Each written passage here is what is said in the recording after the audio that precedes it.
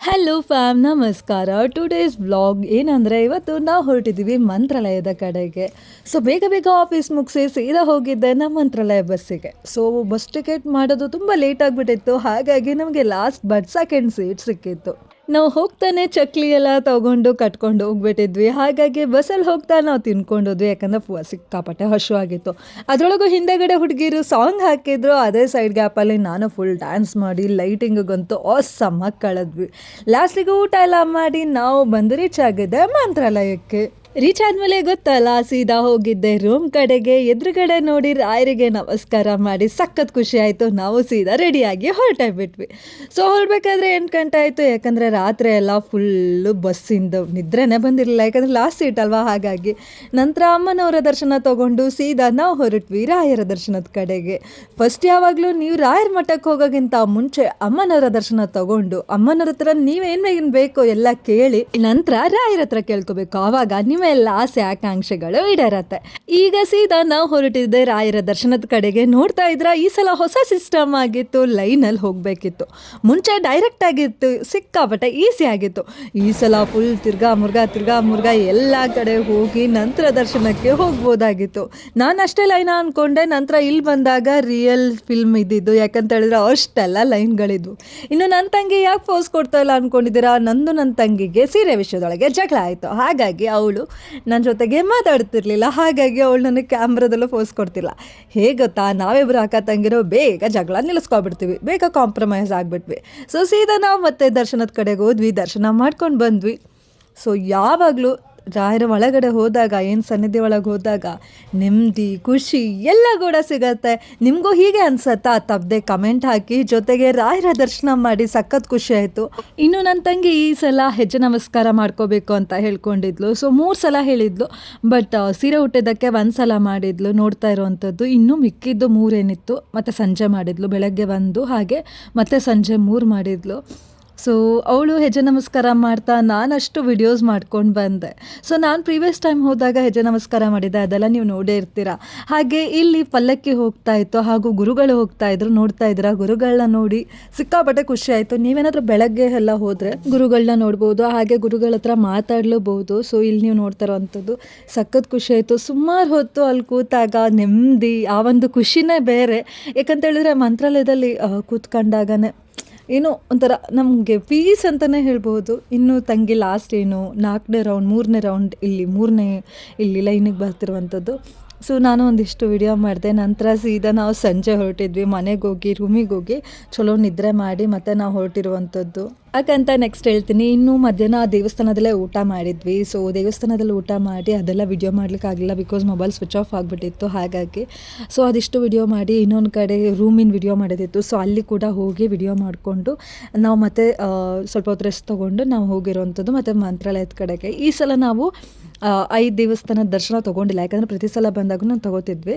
Next time ಮತ್ತೆ ಪಪ್ಪನ ಜೊತೆಗೆ ಬಂದಾಗ ಹೋಗಿ ಬಂದರೆ ಆಯಿತು ಅಂತ ಅಂದ್ಕೊಂಡ್ವಿ. ಮತ್ತು ನೋಡಿ ದ್ವಾರದ ಹತ್ರ ಬಂದ್ವಿ. ಸೊ ಎಷ್ಟು ಚೆಂದ ಕಾಣಿಸ್ತಾ ಇತ್ತು ಅಂದರೆ, ಇವತ್ತು ನಾವು ಫಿಕ್ಸ್ ಆಗಿ ಬಂದಿದ್ವಿ. ಒಂದು 6:30 ಹೊರಟಿದ್ವಿ, 6:30-7 ಗಂಟೆ ಸುಮಾರಿಗೆ. ಇದು ಆಲ್ರೆಡಿ 3 ಮಂತ್ಸ್ ಆಗಿದೆ ನಾವು ಹೋಗಿ ಬಂದು. ಸೊ 6:30-7 ಗಂಟೆಗೆ ಹೊರಟು ನಮ್ಮದು ಏನು ಅಲ್ಲಿ ಪ್ರತಿದಿನ ರಾತ್ರಿ ಸೊ ಪಲ್ಲಕ್ಕಿ ಉತ್ಸವ ಇರುತ್ತೆ. 5 ಪಲ್ಲಕ್ಕಿ ಉತ್ಸವ ಇರುತ್ತೆ. ಸೊ ಇದು ಯಾರಿಗಾದ್ರೂ ಗೊತ್ತಿದೆಯಾ? ಹಾಗಾದರೆ ಕಮೆಂಟ್ ಮಾಡಿ. ಗೊತ್ತಿಲ್ಲ ಅಂದರೆ ನೆಕ್ಸ್ಟ್ ಸಲ ನೀವೇನಾದರೂ ಹೋಗ್ತಾ ಇದ್ದರೆ ತಪ್ಪದೆ ಈ ಒಂದು ಪಲ್ಲಕ್ಕಿ ಉತ್ಸವಕ್ಕೆ ಹೋಗಿ ಬನ್ನಿ. ಹಾಗೆ ಸುಮಾರು ಜನ ನನಗೆ ಮೆಸೇಜ್ ಹಾಕಿದ್ರೆ, ಅಕ್ಕ ನೀವು ಎದುರುಗಡೆ ಫಸ್ಟು ಚಪ್ಪಲ್ ಬಿಟ್ಟು ಹೋಗಿ ಅಂತ. ಇಲ್ಲೆಲ್ಲರನ್ನೂ ನೋಡಿ ಎಲ್ಲರೂ ಸ್ಲಿಪ್ಪರ್ ಹಾಕ್ಕೊಂಡಿದ್ರು. ಯಾಕಂತ ಹೇಳಿದ್ರೆ ಸುಮಾರು ಮುಂದೆ ಇತ್ತು. ನಾವು ಅಲ್ಲೇ ದೇವಸ್ಥಾನದ ಹತ್ರ ಅಂತೂ ಯಾವತ್ತೂ ನಾವು ಸ್ಲಿಪ್ಪರ್ ಹಾಕ್ಕೊಂಡು ಹೋಗೋದಿಲ್ಲ. ಸೊ ನಂತರ ನಾನು ಅಲ್ಲೆಲ್ಲ ಇಟ್ಟು ಸುಮಾರೆಲ್ಲ ನೋಡಿಕೊಂಡು ವಿಡಿಯೋ ಮಾಡಿಕೊಂಡು ನಾನು ಕೂಡ ಬಂದೆ. ನೋಡ್ತಾ ಇದ್ರೆ ಆಲ್ರೆಡಿ ಪಲ್ಲಕ್ಕಿ ಉತ್ಸವ ಸ್ಟಾರ್ಟ್ ಆಗಿಬಿಟ್ಟಿತ್ತು. ಎದುರುಗಡೆ ಪೂಜೆ ಎಲ್ಲ ಸ್ಟಾರ್ಟ್ ಆಗಿಬಿಟ್ಟಿತ್ತು. ನಂತರ ಹೇಳಿದ್ರು 7 ಗಂಟೆಯಿಂದನೇ ಸ್ಟಾರ್ಟ್ ಆಗುತ್ತೆ ಅಂತ. ನಾವು ಅಂದ್ಕೊಂಡ್ವಿ 8 ಗಂಟೆ ಅಂತ ಹೇಳ್ಕೊಂಡು, ಬಟ್ 7 ಗಂಟೆಯಿಂದ ಸ್ಟಾರ್ಟ್ ಆಗಿತ್ತು. ನಾವು 7:15 ರೀಚ್ ಆಗಿದ್ವಿ. ಸೊ ನೋಡ್ತಾ ಇದ್ರೆ ಫಸ್ಟು, ಸೆಕೆಂಡು, ತರ್ಡು ಹಾಗೆ ಎಲ್ಲ ಪಲ್ಲಕ್ಕಿನೂ ಹೋಗ್ತದೆ. ಎಷ್ಟು ಜನ ಇರ್ತಾರೆ, ನಾನು ಲಿಟ್ರಲ್ ನಂಗೆ ಗೊತ್ತೇ ಇರಲಿಲ್ಲ. ಆಮೇಲೆ ಅಲ್ಲಿ ಹಿಂದಿನ ದಿನನೋ ಅದಕ್ಕೂ ಹಿಂದಿನ ದಿನನೋ ನಾನು ಒಂದು ವಿಡಿಯೋ ನೋಡಿದ್ದೆ. ಹಾಗೆ ಕೆಲವೊಬ್ರ ಹತ್ರ ಕೇಳಿದ್ದೆ, ಆವಾಗ ಹೇಳಿದರು ಸಂಜೆ ಹೊತ್ತು ದಿನ ಪಲ್ಲಕ್ಕಿ ಇರ್ತದೆ, ಸಿರ್ಸಿಲಿ ಗುರುವಾರ ಮಾತ್ರ ಇರುತ್ತೆ. ಸೊ ಇಲ್ಲಿ ಪ್ರತಿದಿನ ಇರತ್ತಾ ಅಂತ ಹೇಳಿದ್ರು. ಸೊ ನಾನು ಕೂಡ ಅವತ್ತು ಹೊರಟಿದ್ದೀನಿ. ಸೊ ನೋಡ್ತಾ ಇದ್ರೆ ಎಲ್ಲ ಪಲ್ಲಕ್ಕಿಲಿ ಒಂದಾದ್ಮೇಲೆ ಒಂದು ಪಲ್ಲಕ್ಕಿ ಪೂಜೆ ಮಾಡ್ತಾ ಹೋಗ್ತಾರೆ. ಸೊ ಹೀಗೆ ಉತ್ಸವ ಮೂರ್ತಿನ ತೊಗೊಂಡು ಒಂದೊಂದು ಪಲ್ಲಕ್ಕಿಗೂ ಇಟ್ಟು ಅಲ್ಲಿ ಪೂಜೆ ಮಾಡುವಂಥದ್ದು ಇಷ್ಟು ಚೆನ್ನಾಗಿರತ್ತೆ ಗೊತ್ತಾ. ನೀವೇನಾದರೂ ಬಂದಿದ್ದೀರಾ ಅಂದರೆ ಒಂದಿನ ಹಾಲ್ಟ್ ಆದರೂ ಅದರೊಳಗೂ ಎದುರುಗಡೆನೇ ಮಲಗುವಂತಹ ಸದಾವಕಾಶ ಕೂಡ ಸಿಗುತ್ತೆ. ಬಟ್ ನಾನು ಎದುರುಗಡೆ ಮಲಗಿರಲಿಲ್ಲಾಗಿತ್ತು. ಬಟ್ ಸುಮಾರು 12 ಗಂಟೆವರೆಗೂ ನಾನು ಅಲ್ಲೇ ಇದ್ದು ಸಿಕ್ಕಾಪಟ್ಟೆ ಖುಷಿಯಾಗಿತ್ತು. ಸೊ ರಾಯರ ಸನ್ನಿಧಿಗೆ ಬಂದಾಗ ಪ್ರತಿ ಸಲನೂ ಒಂದು ಆಸೆ ಇತ್ತು, ಏನಂದರೆ ನಾವೊಂದಿನ ಅಲ್ಲಿ ಹಾಲ್ಟ್ ಆಗಬೇಕು, ಎದುರುಗಡೆ ಮಲಗಬೇಕು. ರಾಯರು ರಾತ್ರಿ ಬಂದು ಎಲ್ಲರ ತಲೆ ಮೇಲೂ ಕೈ ಆಶೀರ್ವಾದ ಮಾಡಿ ಹೋಗ್ತಾರಂತೆ, ಕೈ ಇಟ್ಟು ಆಶೀರ್ವಾದ ಮಾಡಿ.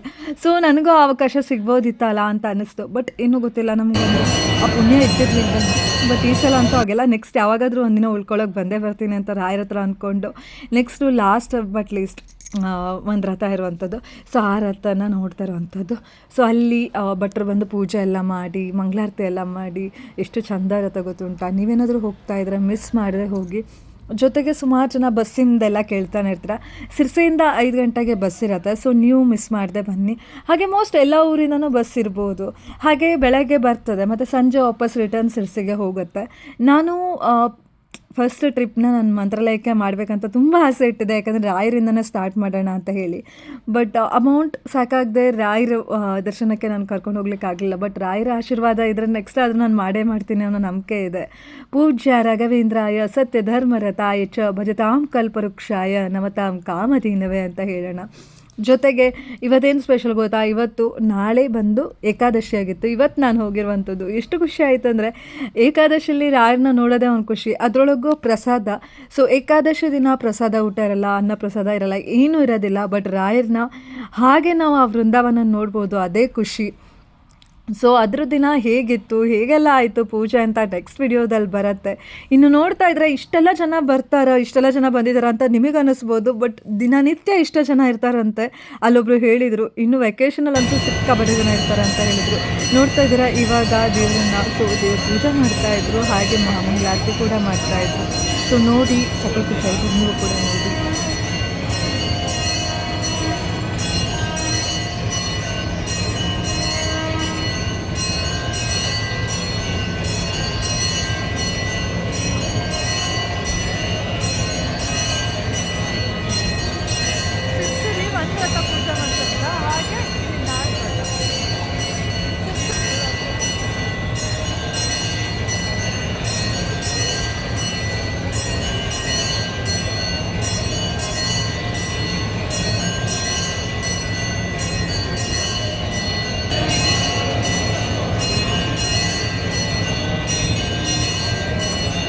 ಹೀಗೆ ನೋಡಿ ಒಂದು ರಥ ಆದ್ರ ಮೇಲೆ ಮತ್ತೊಂದು ರಥದಲ್ಲಿ ದೇವ್ರನ್ನ ಕೂರಿಸಿ ಪಲ್ಲಕ್ಕಿ ಉತ್ಸವನ ಮಾಡುವಂಥದ್ದು. ಸೊ ಎಷ್ಟು ಚೆನ್ನಾಗಿದೆ ನೋಡಿ, ಲೈಟ್ ಹಾಕಿರೋದಕ್ಕಂತೂ ಸಖತ್ ಚೆನ್ನಾಗಿ ಕಾಣಿಸ್ತಾ ಇತ್ತು. ನೀವೇ ನೋಡ್ತಾ ಇದ್ದೀರಾ.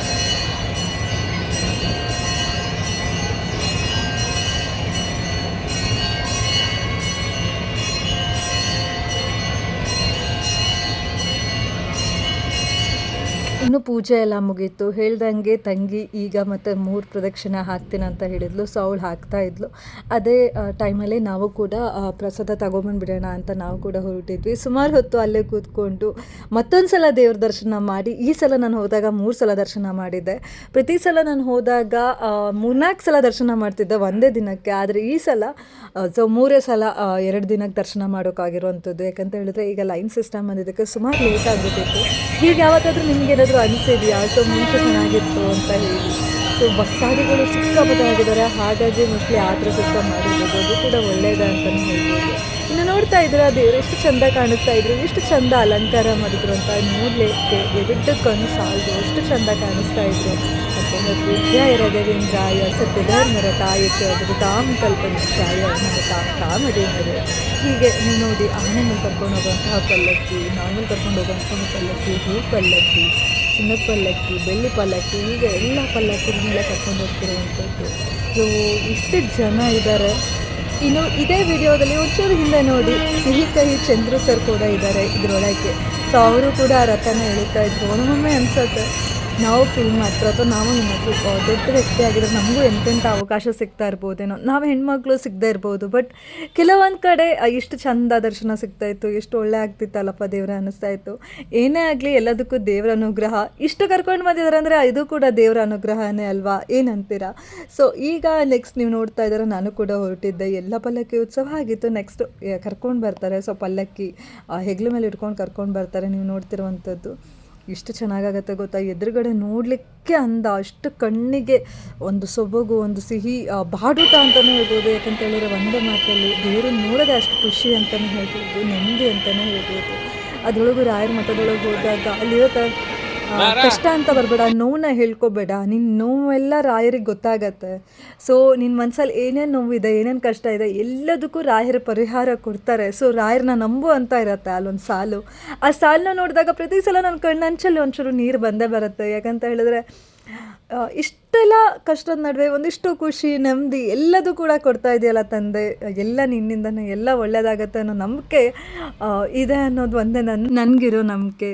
ಸೊ ರಾಯರು ನೀವಿದ್ದೀರಾ, ರಾಯರಿದ್ದಾರೆ, ರಾಯರಿದ್ದಾರೆ, ರಾಯರಿದ್ದಾರೆ. ಇನ್ನು ರಾಯರ ದೇವಸ್ಥಾನಕ್ಕೆ ಹೋದಾಗ ಯಾವಾಗಲೂ ನೀವು ಇದೊಂದು ನೋಡ್ಬೋದು. ಸೊ ಇಲ್ಲಿ ನೋಡೋದಂದ್ರೆ ಚಂದ, ಅಷ್ಟು ಶೋಕೇಶ್ ಮಾಡಿದ್ದಾರೆ, ಅಷ್ಟು ರಾಯರ ಪಲ್ಲಕ್ಕಿ ಆಗಿರ್ಬೋದು, ರಾಯರ ಫೋಟೋ ಎಲ್ಲ. ನಂತರ ತಂಗಿ ಪ್ರದಕ್ಷಿಣೆ ಹಾಕ್ತಾನೆ ಇದ್ಲು. ಸೊ ನಾವು ಕೂಡ ಪ್ರಸಾದ ತೊಗೊಬರೋಣ ಅಂತ ಹೊರಟಿದ್ವಿ. ನೋಡ್ತಾ ಇದ್ರೆ ಎಷ್ಟೆಲ್ಲ ಜನ ಇದ್ದರು. ಅದರೊಳಗೂ ಸುಮಾರು ಜನ ಯಾಕೆ ಇನ್ನೂ ಇದ್ದರು ಅಂದರೆ ಒಂದು ಏಕಾದಶಿ ಇತ್ತು ನಾಳೆ. ಸೊ ಏಕಾದಶಿ ನೋಡ್ಲಿಕ್ಕೋಸ್ಕರ ಸಿಕ್ಕಾಪಟ್ಟೆ ಜನ ಬರ್ತಾರೆ. ಮತ್ತೊಂದು ಏನಾದರೂ ಪ್ರಸಾದಕ್ಕೂ ತುಂಬ ಜನ ಲೈನಲ್ಲಿತ್ತು. ಯಾಕಂತ ಹೇಳಿದ್ರೆ ಒಂದು ನಾಳೆ ಏಕಾದಶಿ ಪ್ರಯುಕ್ತ ಪ್ರಸಾದ ಎಲ್ಲ ಏನೂ ಇರೋದಿಲ್ಲ. ಹಾಗಾಗಿ ಏಕಾದಶಿ ಮುಂಚೆನೇ ಹೋದರೆ ಮಾತ್ರ ಪ್ರಸಾದ ಸಿಗತ್ತೆ. ಹಾಗಾಗಿ ಎಲ್ಲರೂ ಪ್ರಸಾದ ಅವತ್ತೇ ತೊಗೋತಾ ಇದ್ರು. ಇನ್ನು ರಾಯರ ದೇವಸ್ಥಾನಕ್ಕೆ ಬಂದಾಗ ಗೋಮಾತೆನ ನೋಡೋದೇ ಒಂದು ಚಂದ, ಅದೊಂದು ಖುಷಿ. ಯಾಕಂತ ಹೇಳಿದ್ರೆ ಗೋನ ನೋಡೋದೇ ಒಂದು ಖುಷಿ.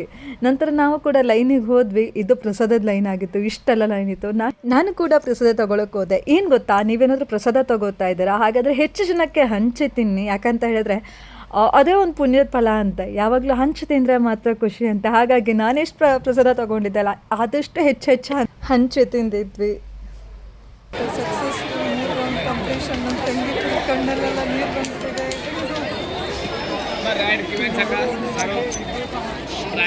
ನಗ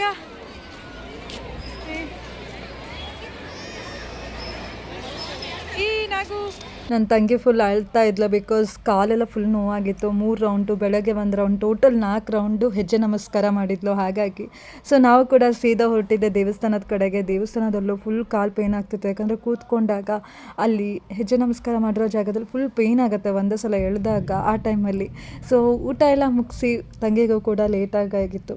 ಸೊ ಅವಳು ಕೂಡ ಊಟ ಮಾಡಿಕೊಂಡು ಹೊರಟಿದ್ವಿ. ಅಲ್ಲಿ ಒಂದು ಕ್ಯೂಟ್ ಬೆಕ್ಕು ಕಾಣಿಸಿದ್ರು. ಸೊ ಎಷ್ಟು ಚೆಂದ ಕಾಣಿಸ್ತಾ ಇದ್ರು. ಸೊ ನೋಡ್ತಾ ಇದ್ದಾರೆ ನನ್ನ ತಂಗಿ ಈಗ ಸ್ವಲ್ಪ ಎಮೋಷ್ನಲಿಂದ ಚೆನ್ನಾಗಿ ಒಂದು ಜೋಶ್ ಸಿಕ್ತು. ಸೊ ನಂತರ ಮತ್ತೆ ನಾನು ರಾಯರ ದೇವಸ್ಥಾನದ ಹತ್ರ ಹೋದೆ. ನೋಡ್ತಾ ಇದ್ರೆ ಫುಲ್ ಎಲ್ಲರೂ ಮಲಗಲಿಕ್ಕೆ ತಯಾರಿ ಆಗಿಬಿಟ್ಟಿತ್ತು. ಸೊ ಅಲ್ಲೇ ಸುಮಾರು ಹೊತ್ತು ಕೂತ್ಕೊಂಡು ಬೃಂದಾವನದ ಕಡೆ ಎಲ್ಲ ಹೋಗಿ ನಂತರ ಇಲ್ಲಿ ನೋಡ್ತಾ ಇದ್ರೆ ಈ ಕಲ್ಯಾಣಿ ಹತ್ರ ಬಂದೆ. ಫುಲ್ ತುಳಸಿ ಗಿಡ ಆಯಿತಾ, ಇಡೀ ಫುಲ್ ಆ ಏರಿಯಾ ಏನು ನೋಡ್ತೀರಾ ಅದಿಷ್ಟು ತುಳಸಿ ಗಿಡ, ಇಷ್ಟು ಚೆಂದ ಕಾಣಿಸ್ತಾ ಇದ್ರು. ನಂತರ ನಾನು ಸುಮಾರು ಹೊತ್ತು ಅಲ್ಲಿ ಕೂತ್ಕೊಂಡು ಅವ್ರನ್ನೆಲ್ಲ ನೋಡ್ತಾ ಇದ್ದೆ. ಅದೇ ನಾನು ಒಂದ್ಸಲ ಇಲ್ಲಿ ಮಲಗಬೇಕಲ್ಲಪ್ಪ ಅಂತ ನಾನು ಬಿಡ್ಕೊಳ್ತಾ ಇದ್ದೆ. ಸೊ ನೋಡ್ತಾ ಇದ್ರು ಎಷ್ಟು ಜನ ಇದ್ರು ಗೊತ್ತುಂಟ, ನಿಮಗಿಲ್ಲಿ ಸಣ್ಣದಾಗಿ ಕಾಣಿಸ್ತಾ ಇರ್ಬೋದು, ಸಿಕ್ಕಾಪಟ್ಟೆ ಜನ ಇದ್ರು. ಇದು ಎದುರುಗಡೆ ನೋಡೋಕ್ಕೆ ಖುಷಿ, ಸಖತ್ ಖುಷಿ ಆಗ್ತಿತ್ತು. ಇನ್ನು ರಾಯರ ಸನ್ನಿಧಿ ನೋಡ್ತಾ ಇದ್ದೀರಾ. ಇನ್ನು ಇವತ್ತಿನ ದಿನ ಅಂತೂ ಸಖತ್ ಬ್ಯೂಟಿಫುಲ್ ಆಗಾಯಿತು, ಸಖತ್ ಖುಷಿ ಆಯಿತು, ಹೇಳಲಿಕ್ಕೆ ಸಾಲದು ಅಷ್ಟು ಚೆನ್ನಾಗಾಯಿತು. ನೋಡ್ತಾ ಇದ್ದೀರಾ ನನ್ನ ತಂಗಿನ, ತುಂಬ ಚೆಂದ ಕಾಣಿಸ್ತಾ ಇದ್ಲು ನನ್ನ ತಂಗಿ ಅಂತೂ. ಇನ್ನು ನಾನಂತೂ ಇವತ್ತು ದೇವ್ರ ದರ್ಶನ ತೊಗೊಂಡು ಸಖತ್ ಅಂದರೆ ಸಖತ್ ಖುಷಿ ಆಯಿತು, ಅಷ್ಟು ಖುಷಿಯಾಗಿತ್ತು. ಬ್ಯೂಟಿಫುಲ್ ಸಿಸ್ಟರ್, ಮತ್ತೆ ವಿಡಿಯೋದಲ್ಲಿ ಮತ್ತೆ ಸಿಗ್ತೀನಿ. ಇನ್ನು ಮನೆಗೆ ಹೋಗ್ಬೇಕಾದ್ರೆ ನಿಜ ಹೇಳ್ಬೇಕಂದ್ರೆ ನಾನು ಹೋಗಬೇಕು ಅಂತ ಅನ್ಕೊತೀನ, ಮತ್ತೆ ಅಲ್ಲಿರ್ತೀನ, ಮತ್ತೆ ಹೋಗಬೇಕು ಅನ್ಕೊತೀನ, ಮತ್ತೆ ಅಲ್ಲಿರ್ತೀನ, ಹಾಗೆ ಆಗ್ತಾಯಿತ್ತು. ಅದರೊಳಗೂ ಈ ಸಲ ಅಂತೂ ನಾನು ಒಂಥರ ಸಿಕ್ಕಾಪಟ್ಟೆ ಖುಷಿಯಾಗಿದ್ದೆ. ಯಾಕಂತ ಹೇಳಿದರೆ ಒಂದು ವರ್ಷದಲ್ಲಿ 2 ಸಲ ಹೋಗಿದ್ದೆ, ಮತ್ತೊಂದು ಈ ಸಲ 2 ಸಲ ಅಲ್ಲ 3 ಸಲ ದರ್ಶನ ತೊಗೊಂಡು ಬಂದೆ. ಮತ್ತೊಂದು ಒಂದಿನ ಉಳ್ಕೊಂಡಿದ್ದೆ, ರಾತ್ರಿ ಅಲ್ಲೇ ಉಳ್ಕೊಳ್ಳೋಂತಹ ಭಾಗ್ಯ ಸಿಕ್ತು. ಮತ್ತೊಂದು ವಿಡಿಯೋ ಸಲುವಾಗಿ ಅನ್ಸುತ್ತೆ, ನಂಗೆ ಗೊತ್ತಿಲ್ಲ. ಏನಂದರೆ ಒಂದು ರೆಸಾರ್ಟಿಂದು ವಿಡಿಯೋ ಮಾಡೋದಿತ್ತು. ಹಾಗಾಗಿ ನಾನು ಅಂದ್ಕೊಂಡಿದ್ದು ಅವತ್ತು ನಾನು ಮಾರ್ಚೆಲ್ಲ ಒಂದು ಸಲ ಹೋಗಿದ್ದೆ, ಅದೇ ಕೈನೂ ಮಾಡ್ಕೊಂಡಿದ್ನಲ್ಲ, ಆ ಟೈಮಲ್ಲಿ ಹೋಗಿದ್ದೆ. ಸೊ ಆ ಟೈಮಲ್ಲಿ ಹೋದಾಗ ಅಂದ್ಕೊಂಡೆ ಈ ವರ್ಷ ಮುಗೀತು, ನೆಕ್ಸ್ಟ್ ವರ್ಷ ಬರ್ತೆ ರಾಯರೇ ಅಂದ್ಕೊಂಡು. ಬಟ್ ರಾಯರು ಆ ವರ್ಷ ನನ್ನ ಮತ್ತೆ ಕರ್ಸ್ಕೊಂಡ್ರು. 2024ರಲ್ಲಿ ನಾವು ಹೋಗಿರಲಿಲ್ಲಾಗಿತ್ತು. ಮೋಸ್ಟ್ಲಿ 24, 25 2 ಸಲದ್ದು ನನಗೆ ಈ ವರ್ಷ ಹೋಗಿರುವಂಥದ್ದು. ಸಖತ್ ಖುಷಿ ಆಯಿತು. ಮತ್ತೊಂದು ವಿಡಿಯೋದಲ್ಲಿ ಮತ್ತೆ ಸಿಗ್ತೀನಿ. ಇಲ್ಲಿ ತನಕ Tata, bye bye, take care.